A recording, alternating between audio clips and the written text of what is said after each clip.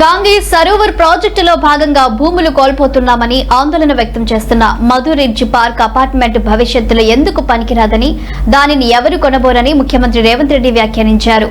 ఇవాళ శాసన మండలిలో హైదరాబాద్ నగర అభివృద్ధిపై జరిగిన చర్చ సందర్భంగా ఆయన మాట్లాడుతూ, అసలు గాంధీ సరోవర్ ప్రాజెక్టు కోసం తాము ఆ అపార్ట్మెంట్ కావాలని అడగలేదని స్పష్టం చేశారు. ముఖ్యమంత్రి రేవంత్ రెడ్డి మాట్లాడుతూ, వాళ్లకు సమస్య ఉందని చెబుతున్నా కొందరు వినిపించుకోవడం లేదు.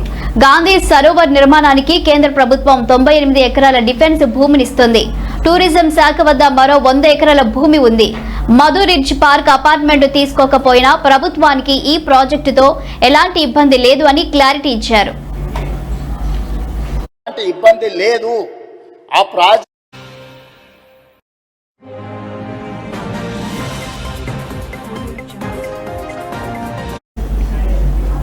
అయితే 2005-06లో ఆ అపార్ట్మెంట్ కు అనుమతులు పొందినప్పుడు దానిని ఒక చిన్న నాల కింద చూపించి కేవలం 9 మీటర్ల బఫర్ జోన్ తో పర్మిషన్ తెచ్చుకున్నారని సీఎం గుర్తు చేశారు.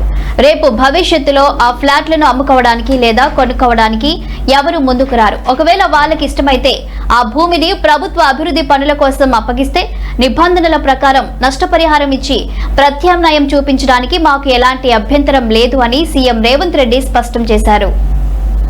ఒక అపార్ట్మెంట్ సంబంధించిన బాధితులు ఆపండి అంటారు. మేము అడగనే లేదు. మీకు ఈ ప్రాబ్లం ఉందని చెప్తున్నాం. మీకు సమస్య ఉంది, సమస్యను ఎట్లా కావాలనో చేయండి అని అంటే మీరు దాన్ని ప్రచారం కోసం వాడుకోకండి. ఈరోజు ఆడ గాంధీ సరోవర్ కట్టడానికి 98 ఎకరాలు డిఫెన్స్ ల్యాండ్ కేంద్ర ప్రభుత్వం ఇస్తుంది అధ్యక్ష. టూరిజం దగ్గర రాష్ట్ర ప్రభుత్వం దగ్గర ఇంకొక 100 ఎకరాల ల్యాండ్ దాదాపు ఉంది. ఆ అపార్ట్మెంట్స్ ల్యాండ్ తీసుకోకపోయినా ప్రభుత్వానికి ఆ ప్రాజెక్టుకి ఎలాంటి ఇబ్బంది లేదు. ఆ ప్రాజెక్టులో ఆ అపార్ట్మెంట్స్లో ఉన్న మిత్రులకు నేను చెప్పేది ఒకటే, 2005-06లో మీరు పర్మిషన్ తెచ్చుకున్నప్పుడు అది చిన్న నాలా కింద చూపించి 9 మీటర్ల బఫర్ జోన్ చూపించి మీరు అనుమతులు తెచ్చుకున్నారు.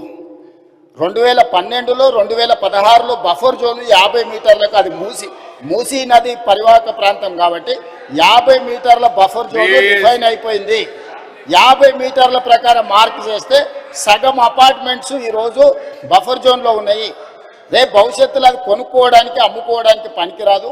రేపు భవిష్యత్తులో ఏమీ చేసుకోలేరు. మీకు నష్టం జరుగుతుందని మాత్రమే చెప్తున్నాము.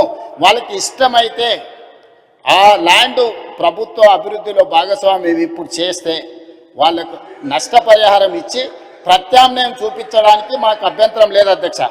ఎవరిని నిరాశ్రయులను చేస్తలేము అధ్యక్ష. నిన్నగాక మన ఒక అపార్ట్మెంట్కి సంబంధించిన బాధితులు ఆపండి అంటారు. మేము అడగనే లేదు.